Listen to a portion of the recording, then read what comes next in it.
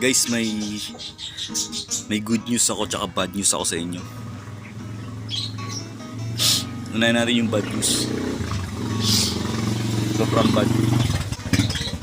Bad news kasi guys, kailangan ko nang itigil yung pag-vlog, kailangan ko nang itigil yung pag-video, pag-create ng content. Kailangan ko nang itigil guys. Napaka na bad news to.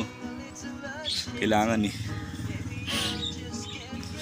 nang i-stop yung pag-vlog. Kahit na gusto ko mag-edit, gusto ko mag-video, gusto ko mag-content, gusto ko magpasaya. Kahit gusto ko, dumating sa point na kailangan ko nang itigil yung pag-vlog. Kailangan ko nang itigil yung pag-create ng content, ng mga entertaining videos.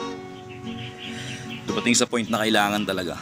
Yun talaga yung bad news. Kailangan kong tumigil na. So doon naman tayo sa good news. Yung good news naman, lahat ng sinabi ko,